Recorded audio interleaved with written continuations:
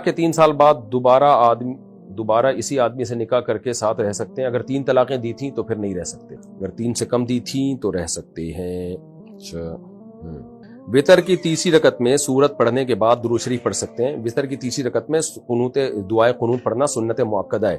سنت مؤکدہ کا مطلب ہے کہ اس کو چھوڑ دینا حرج ہے، گناہ کا ذریعہ بن سکتی ہے، یہ چیز اس کی شریعت میں تاکید ہے۔ وتر کی تیسری رکعت میں سورت پڑھنے کے بعد درود شریف پڑھ سکتے ہیں۔ وتر کی تیسری رکعت میں دعائے قنوت پڑھنا سنت مؤکدہ ہے، سنت مؤکدہ کو چھوڑنا ٹھیک نہیں ہے، تو اس لیے دعائے قنوت سیکھیں۔ ہاں، جب تک نہیں سیکھ پاتے یا مشکل ہو رہا ہے، بعض لوگوں کی بڑی عمر ہو جاتی ہے، پھر ان کی زبان پہ الفاظ ہی نہیں چڑھتے، تو پھر کوئی بھی دعا پڑھ سکتے ہیں، تو چونکہ درود شریف بھی ایک دعا ہے تو وہ بھی پڑھ سکتے ہیں۔ پھر اگر جماعت سے نماز پڑھتے ہوئے بیچ میں وضو ٹوٹ جائے تو باہر کیسے نکلیں؟ پیچھے کافی لوگ ہوتے ہیں، ان کی نماز میں خلل آئے گا۔ کوئی بات نہیں، آنے دیں خلل، آپ نکل جائیں، کھڑے رہنا وہاں جائز نہیں ہے۔ کیا زکوٰۃ ایڈوانس میں دے سکتے ہیں؟ جی ہاں، ایڈوانس میں زکوٰۃ دے سکتے ہیں۔ کچھ دنوں پہلے ہمارے والد صاحب کو سینے میں درد ہوا، ہم سمجھے کہ گیس کا درد ہے، جو کہ ان کو پہلے بھی ہوتا رہتا تھا۔ ہم نے ساری کوششیں کی، پھر ہم ان کو ڈاکٹر کے پاس لے کر جانے لگے تو ان کا انتقال گھر پر ہی ہو گیا، اللہ تعالیٰ مغفرت فرمائے بھائی۔ ڈاکٹر نے کہا کہ ان کے اندر زندگی کی کوئی آثار نہیں ہے۔ اب ہمارے بعض رشتہ دار ہمیں کہتے ہیں کہ تم لوگوں نے اپنے ابو کے ساتھ زیادتی کی، اور اگر جلدی لے جاتے تو ابو بچ جاتے، اس کا کفارہ کیا ہوگا؟ کوئی بھی اپنے باپ کو نہیں مارنا چاہتا، رشتہ دار منفی باتیں کر کے غم بڑھاتے ہیں، ایسے رشتہ داروں کو بولو خدا کے عذاب سے ڈرو۔ تو آئندہ یہ احتیاط کریں، کوئی بھی بیمار ہو تو فوراً ڈاکٹر سے رابطہ کریں، خود سے فرض نہ کر لیں کہ گیس کا درد ہے تو، لیکن جو ہوا وہ ہو گیا، بس اب اس کو بھول جائیں۔ آپ کوئی زیادتی نہیں کی آپ نے، ابو کے لیے توبہ استغفار کریں، ان کی مغفرت کی دعا کریں، آئندہ بہرحال احتیاط کریں آپ۔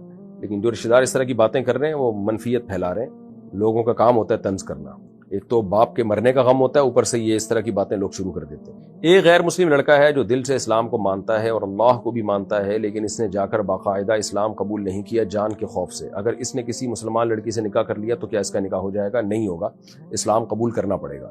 ہاں، پبلک کے سامنے اسلام اگر قبول نہیں کر رہا ڈر کی وجہ سے تو اکیلے میں کر لے، لیکن یہ الفاظ اس کو زبان سے کہنے پڑیں گے کہ اللہ میں نے اپنا ہندو مذہب چھوڑ دیا اور میں اب اسلام میں داخل ہو چکا ہوں۔ صرف یہ مان لینا کہ واقعی اللہ کے نبی سچے نبی ہیں اور دل میں یقین ہو جانا کہ اسلام سچا مذہب ہے، یہ یقین ہونا کافی نہیں ہے۔ اقرار باللسان، زبان سے اقرار اور دل سے تصدیق، یہ بھی ضروری ہے، ایمان کے ارکان میں سے ہے۔ فرعون کو بھی تو دل سے یقین تھا کہ موسیٰ علیہ السلام اللہ کے سچے نبی ہیں، قرآن کہتا ہے وَجَحَدُوا بِهَا وَاسْتَيْقَنَتْهَا أَنفُسُهُمْ۔ فرعون نے زبان سے انکار کیا لیکن دل میں فرعون کو یقین تھا کہ موسیٰ علیہ السلام اللہ کے سچے نبی ہیں۔ تو ہاں، پبلک کے سامنے اقرار کرنے میں اگر جان کا خوف ہے کہ گھر والوں کے سامنے میرا راز فاش ہو جائے گا، جان سے مار دیں گے، تو اکیلے میں اقرار کر لے، یعنی کلمہ شہادت زبان سے کہنا پڑے گا اس کو کہ اے اللہ میں گواہی دیتا ہوں کہ تیرے سوا کوئی عبادت کے لائق نہیں، محمد صلی اللہ علیہ وسلم اللہ کے رسول ہیں، اور یہ کہے کہ میں اسلام میں داخل ہوتا ہوں۔ تو اگر یہ الفاظ کہے تھے، بے شک چھپ کے کہے ہوں، اللہ سے کہے ہوں، تو پھر وہ اسلام میں داخل ہو گیا اور اس کا نکاح درست ہے۔ مفتی صاحب میں جب بھی اللہ کو یاد کرتا ہوں شیطان کوئی نہ کوئی رکاوٹ ڈال دیتا ہے، نماز پڑھنا بھی مشکل ہو جاتی ہے، نماز پڑھنا شروع کرتا ہوں تو کسی نہ کسی انسان کا چہرہ آتا رہتا ہے، جب اللہ کو یاد کرتا ہوں تب بھی کسی انسان کا چہرہ آ جاتا ہے۔ براہ مہربانی اس کا حل بتائیں۔ اس کا حل یہی ہے کہ آنے دیں چہرہ، اس چہرے کو ہٹانے کی کوشش نہ کریں۔ آپ کو ذمہ اللہ نے جو شریعت نے جو کام لگایا آپ اس کام کو فوکس کریں، نماز پڑھیں، روزہ رکھیں، زکوٰۃ دیں، جو چہرے آتے رہیں آنے دیں، اس سے کوئی ٹینشن لینے کا نہیں ہے۔ محمد تسلیم اختر انڈیا سے، شریعت میں بیوی کو کس بات پر مارنے کی اجازت ہے اور کہاں پر اور کتنا؟ اس پر میں تفصیلی بیان کر چکا ہوں کہ کن صورتوں میں شریعت نے بیوی پر ہاتھ اٹھانے کی اجازت دی ہے۔ کیونکہ یہ بہت پیچیدہ ٹاپک ہے، اس میں میں نے ادھوری بات کی تو لوگ اس کا ناجائز فائدہ اٹھانا شروع کر دیتے ہیں، بیویوں پہ ظلم کرنا شروع کر دیتے ہیں۔ اسلام میں بیوی پہ ہاتھ اٹھانے کو اچھا عمل نہیں سمجھا گیا ہے۔ نبی صلی اللہ علیہ وسلم نے پوری زندگی کبھی اپنی کسی زوجہ پہ ہاتھ نہیں اٹھایا، حالانکہ آپ کی 9 بیویاں تھیں ایک وقت میں، پھر بھی کبھی ہاتھ نہیں اٹھایا۔ تو بعض صورتوں میں بہرحال اجازت دی ہے شریعت نے، اب اس پہ میرا تفصیلی بیان ہے، آپ یوٹیوب پہ سرچ کر لیں، مل جائے گا آپ کو۔ اصل یہی ہے کہ ہاتھ نہ اٹھایا جائے، محبت کے ساتھ رہا جائے، وہ باندی نہیں ہے، لونڈی نہیں ہے، وہ آپ کی شریک حیات ہے، اس کو رسپیکٹ دیں آپ۔ لیکن بعض صورتوں میں بہرحال شریعت نے گنجائش دی ہے اعتدال کے ساتھ ہاتھ اٹھانے کی، کیونکہ سربراہ کو اگر اجازت ہی نہیں ہوگی کہ وہ اپنا حکم زبردستی منوا سکے تو پھر وہ سربراہ نہیں ہے۔ گورنمنٹ سربراہ ہے نا، تو گورنمنٹ کو یہ اجازت ہے کہ جب کوئی وہ ایسا لا جو ہمارے فائدے کے لیے جب وہ گورنمنٹ دیتی ہے، اگر ہم اس کو نہیں فالو کرتے تو گورنمنٹ کو یہ اجازت ہے کہ وہ پنشمنٹ دے سکتی ہے، سزا دے سکتی ہے۔ تو مرد بھی گھر کا سربراہ ہوتا ہے، گھر بھی ایک چھوٹی سی ریاست ہوتی ہے، شریعت نے مرد کو یہ اتھارٹی دی ہے کہ اگر آپ کے ماتحت جائز باتوں میں بھی آپ کی بات نہیں مان رہے اور اس سے فسادات ہو رہے ہیں تو حتی الامکان تو برداشت کریں آپ.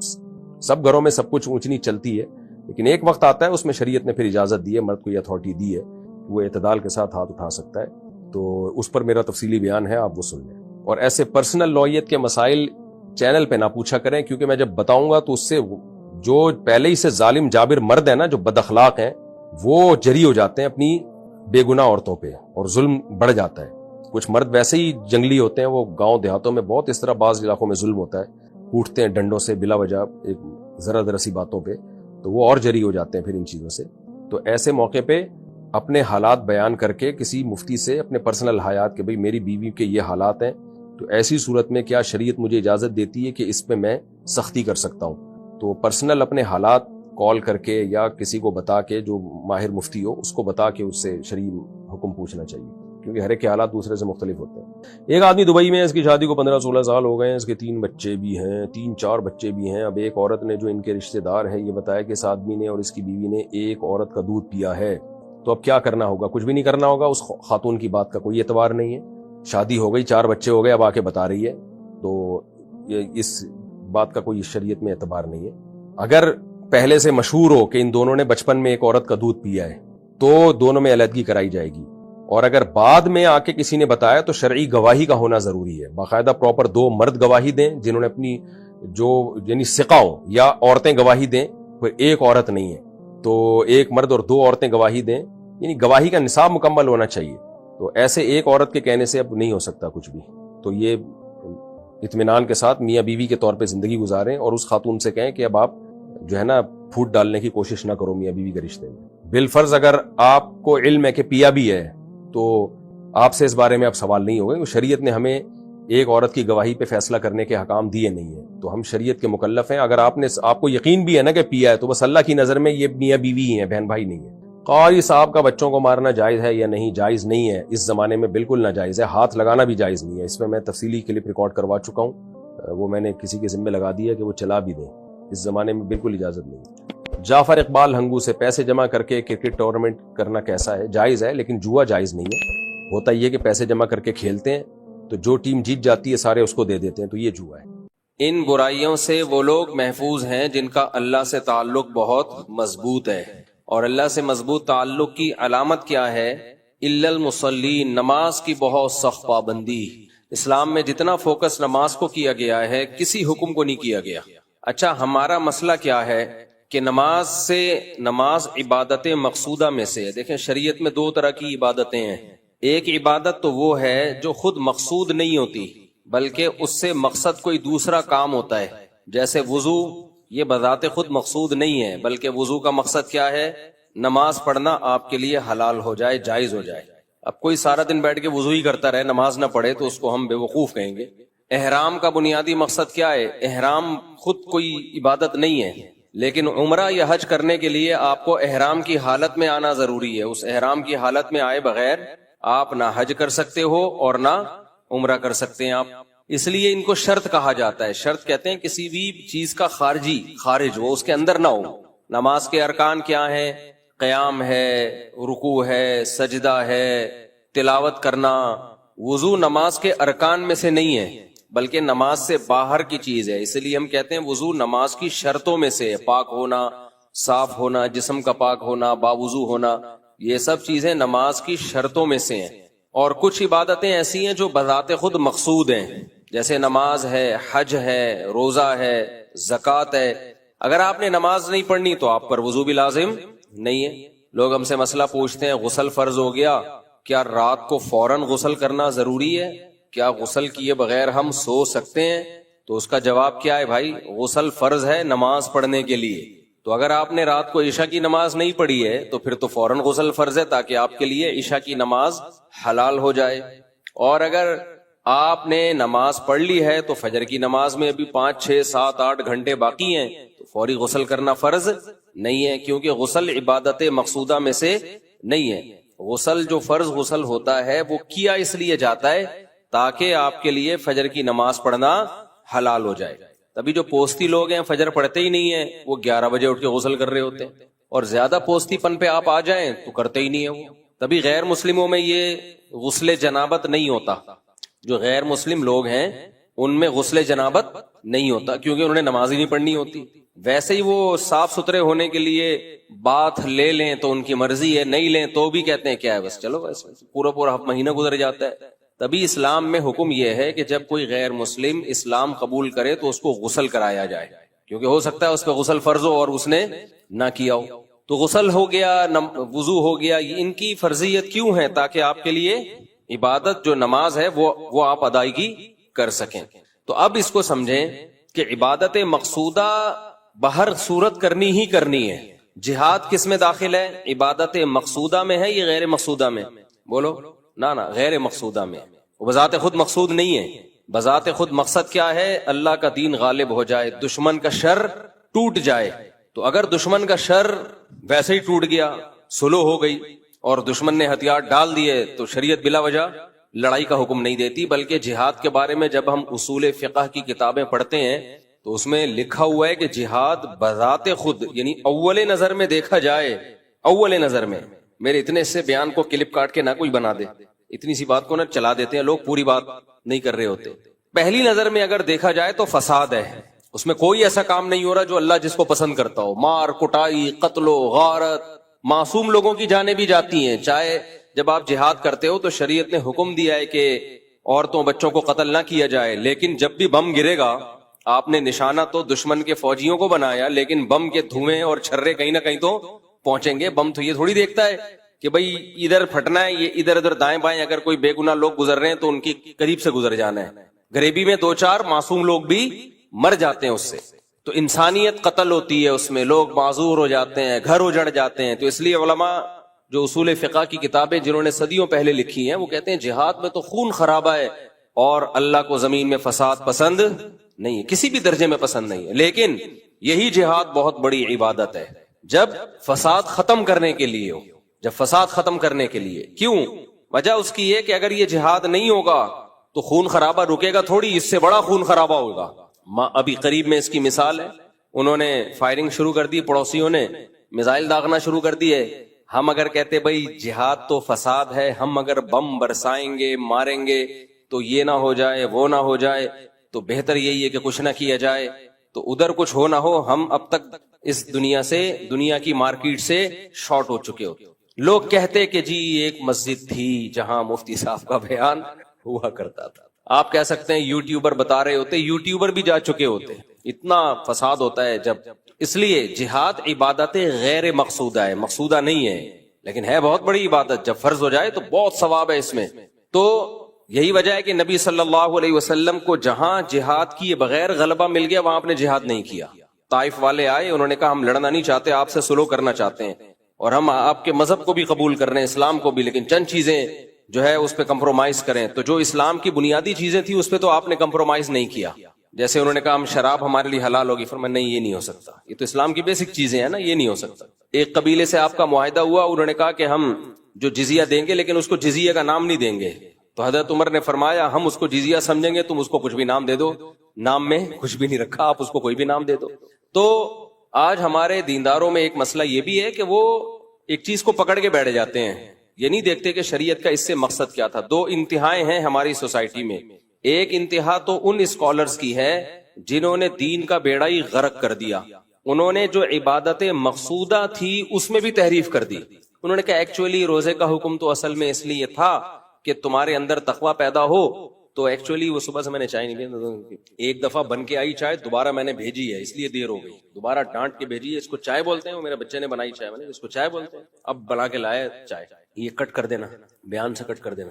وہ ایک میم دیکھی آپ لوگوں نے, ایک میم بڑی آ رہی, مجھے بڑے مزے آتی لگتی ہے. ایک لمبی لمبی پھینک رہا, دوسرا ایسے سڑپے مار کے چائے پی رہا ہے اور ایسے لگ رہا ہے جیسے بہت غور سے اس کی بات سن رہا ہے, اور وہ بڑی لمبی پھینک رہا ہوتا ہے. بھائی ویڈیو نہیں بنایا نا, بس جزاک.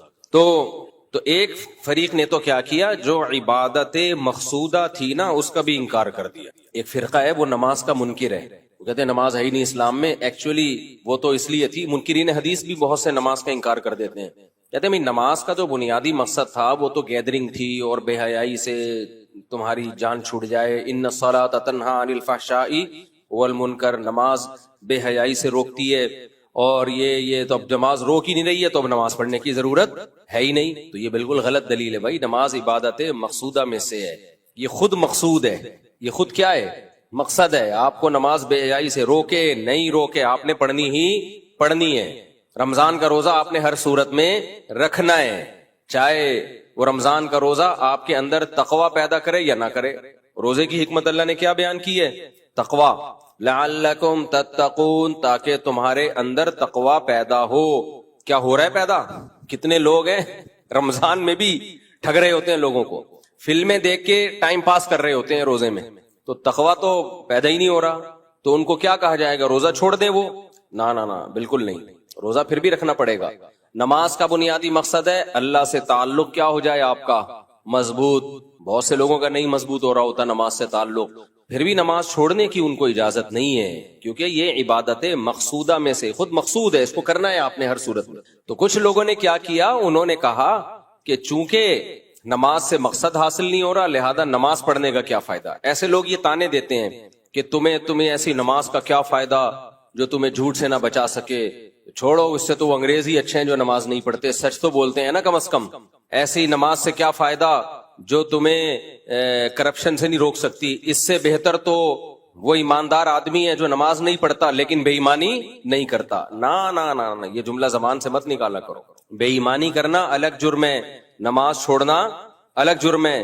اسلام سے پتہ چلتا ہے کہ نماز قضا کرنا بے ایمانی سے بڑا جرم ہے اللہ کی نظر میں. نماز قضا کرنا اللہ کی نظر میں بے ایمانی سے, بول لینا یا سب کو چائے پلاؤں کیا تب ایکٹیو ہوں گے کیا؟ ہاں تو آپ ایسے سس سے لگ رہے ہو یار. تو اتنا تھوڑی ہے کہ میں نے پیے تو اب میں سب کو پلاؤں بیٹھ کے, کبھی پلا بھی دیں گے انشاءاللہ. تو نماز چھوڑنا اللہ کی نظر میں یہ زیادہ بڑا جرم ہے, کرپشن بھی بڑا جرم ہے. تو وجہ کیا ہے, ہم نے انسانوں سے پوچھا ہے کہ صحیح کیا ہے غلط کیا ہے. قرآن سے آپ پوچھو تو قرآن جتنا فوکس نماز کو کرتا ہے اتنا کسی چیز کو نہیں کرتا. کیوں فوکس کرتا ہے نماز کو؟ اللہ کہتے ہیں پہلے مجھے تو مانو, اور تم مجھے مانتے ہو اس کا ثبوت پیش کرو, اور اس کا ثبوت کیا ہے؟ نماز. جہاں ایمان والوں کی اللہ نے علامات بیان کی ہیں, سب سے پہلے نمبر پہ اگر کسی چیز کا ذکر ہوتا ہے تو وہ کس کا؟ نماز کا. نماز قائم کرتے ہیں, نماز قائم کرتے ہیں, نماز قائم کرتے ہیں, باقی سب چیزیں بعد میں. معاہدوں کی پابندی کرتے ہیں, یہ بھی اگلے نمبر پہ بیان کیا اللہ نے. ایگریمنٹ کو پورا کرتے ہیں, وعدوں کو پورا کرتے ہیں, سچ بولتے ہیں, سب علامتیں بعد میں بیان ہوتی ہیں. اللہ کی نظر میں جب اللہ ایمان والوں کی علامتیں ذکر کرتے ہیں ان میں سب سے پہلے کس کو بیان کرتے ہیں؟ نماز کو.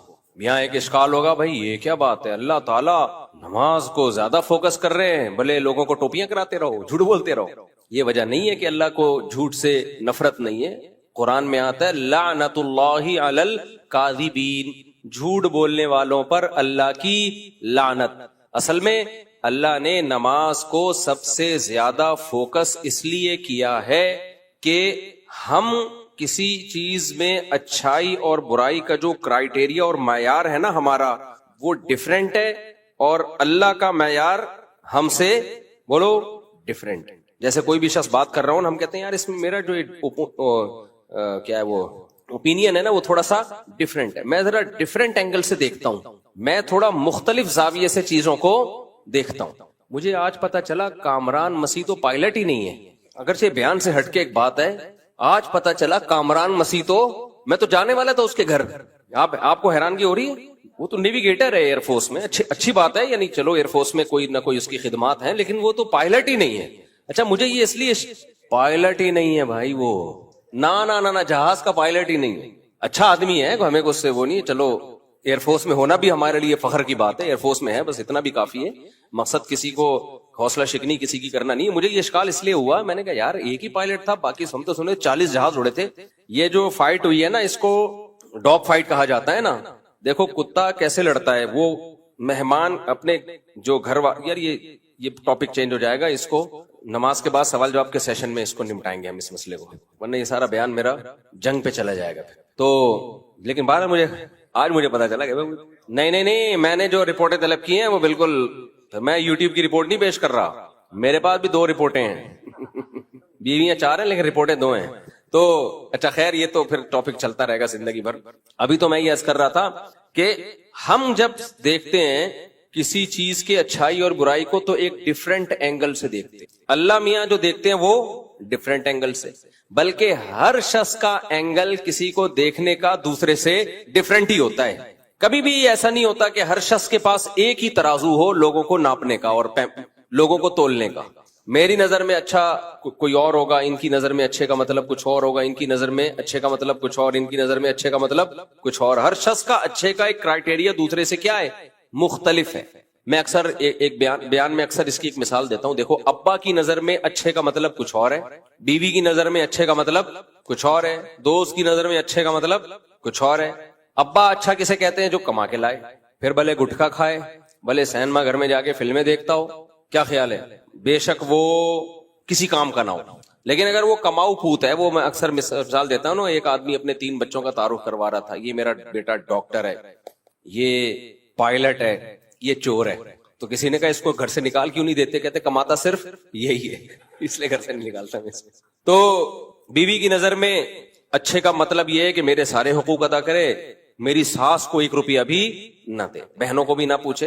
उन बीवियों की बात कर रहा हूं जो बयान के नहीं सुन रही हैं, उन खवातीन की, वो खवातीन जो किसी की बीवी हैं और बयान मेरा नहीं सुन रही, उनकी बात कर रहा हूं। उनकी नजर में मैयार ये कि सारी आमदन हमें ला के दे। माँ की नजर में अच्छा वो है जो बीवी पे 1 रुपया भी खर्च ना करे, सब किसकी झोली में लाके डाल दे, माँ की झोली, बेगम को बिल्कुल लिफ्ट ना कराए। तो हर शख्स का अपना एक मैयार है ना, तो क्या अल्लाह को ये हक नहीं है कि उसका भी एक मैयार हो अच्छाई और बुराई को मुतय्यन करने का और तोलने का, कि कौन अच्छा है और कितना अच्छा है और कौन बुरा है और कितना बुरा है।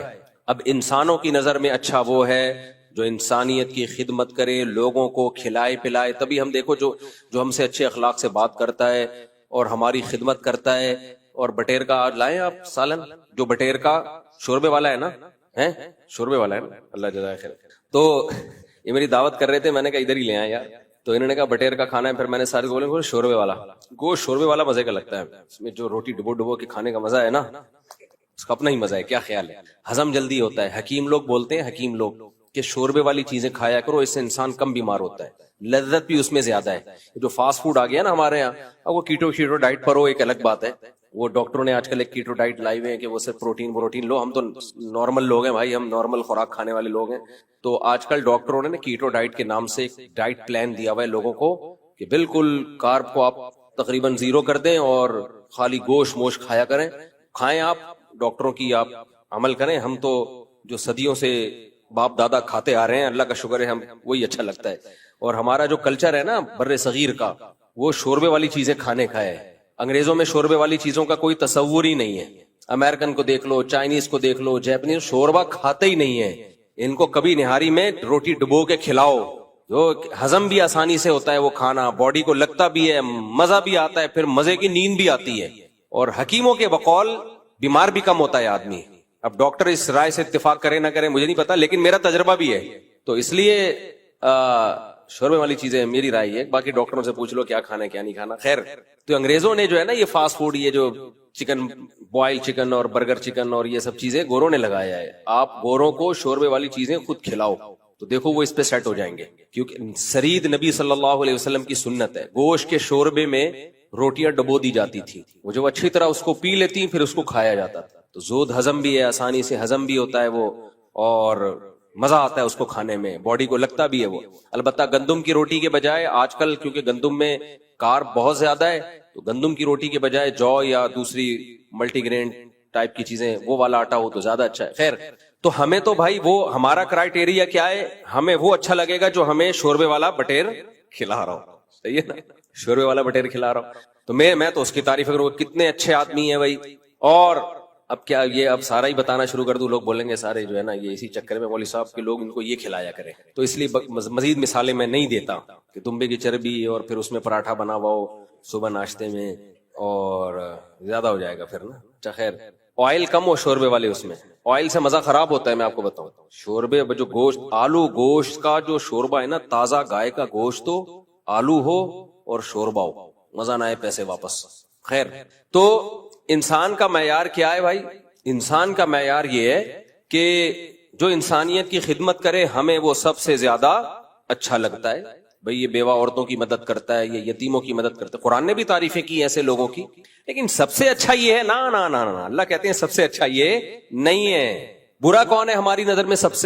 ہماری نظر میں سب سے برا وہ ہے جو لوگوں سے جھوٹ بولے. یقیناً بہت برا ہے. قرآن کہہ رہے لعنت اللہ علی الکاذبین، جھوٹوں پر اللہ کی لعنت. ہماری نظر میں سب سے برا وہ ہے جو انسانوں کا قتل کرے. یقیناً بہت بڑا جرم ہے قتل کرنا، لیکن کیا سب سے بڑا جرم ہے؟ اللہ کہتے ہیں نہیں، سب سے بڑا. ہماری نظر میں سب سے بڑا جرم انسانیت کو قتل کرنا ہے یا نہیں ہے؟ اسلام کہتا ہے بہت بڑا جرم ہے، یہ سب سے بڑا نہیں ہے. تو اللہ سے اگر ہم پوچھتے ہیں نا سب سے بڑا جرم، تو اللہ کہتے ہیں ان الشرک لظلم عظیم. اللہ سب سے پہلے جب کسی کو تولتا ہے نا کہ یہ اچھا ہے یا برا، تو اللہ کہتے ہیں سب سے پہلا معیار یہ ہے کہ یہ مجھے مانتا ہے اور میری توحید کا اقرار کرتا ہے یا نہیں کرتا. یہ اللہ کا معیار ہے. اب آپ کو اس سے آپ کا نقطہ نظر اس سے ہٹ کر ہو یا اس کے موافق ہو، اللہ پر اس سے کوئی فرق بولو نہیں پڑتا. آپ اگر کہتے ہو میری یہ سمجھ میں نہیں آتا کہ کیوں بھائی ایک آدمی نے 10 انسانوں کو قتل کر دیا، لیکن وہ توحید پرست تھا، وہ مسلمان تھا، وہ اگرچہ جہنم میں جائے گا، بہت لمبی سزا ملے گی اس کو، لیکن بالآخر جنت سے نکل جائے گا. لیکن ایک آدمی نے ساری زندگی انسانیت کی خدمت کی، لیکن وہ مشرک ہے، اللہ کے ساتھ دوسرے جھوٹے خداؤں کو شریک کرتا ہے، تو وہ کبھی بھی جہنم سے نہیں نکلے گا. ہمیں اس پر اشکال ہو سکتا ہے، آپ کو اشکال ہو سکتا ہے، غیر مسلم کو اشکال ہو سکتا ہے. تو اللہ جواب میں کیا کہے گا؟ بھائی تمہارا اشکال اپنی جگہ، جنت بھی میں نے بنائی، جہنم بھی میں نے بنائی، لیکن میں تمہارے جذبات سے متاثر نہیں ہوں. تو اسلام پتہ ہے ہمیں کیا کہتا ہے؟ ہمارا قبلہ درست کرتا ہے کہ اچھائی اور برائی کا معیار تم خود متعین مت کرو. اچھے اور برے، کون سی برائی کس درجے کی ہے، کون سی اچھائی کس درجے کی ہے، یہ کون متعین کرے گا؟ یہ میں بتاؤں گا. مشرکین مکہ کیا کرتے تھے؟ صحابہ کرام کو انہوں نے مکہ سے نکال دیا اور مکہ سے دربدر کر دیا. اس کے بعد صحابہ کرام کو پھر جب جہاد کا، پھر ان پہ حملے بھی کرتے تھے. صحابہ کرام جہاد کرتے، لڑائی کرتے اپنے آپ کو. شروع میں تو دفاعی لڑائیاں ہوئی ہیں. تو مشرکین مکہ کہتے دیکھو، حج تو ابراہیم علیہ السلام کے دور سے ہو رہا ہے نا. مشرکین مکہ کہتے دیکھو ہم کتنے نیک ہیں، ہم مسجد حرام کی تعمیر کرتے ہیں، حاجیوں کو ہم پانی پلاتے ہیں، اللہ کے گھر کے ہم رکھوالے ہیں، تم تو مدینہ میں رہتے ہو اور لڑائی کے علاوہ تمہارا کوئی کام ہے نہیں. تو اس پہ قرآن کی آیت نازل ہوئی اجعلتم سقایۃ الحاج وعمارۃ المسجد الحرام کمن آمن باللہ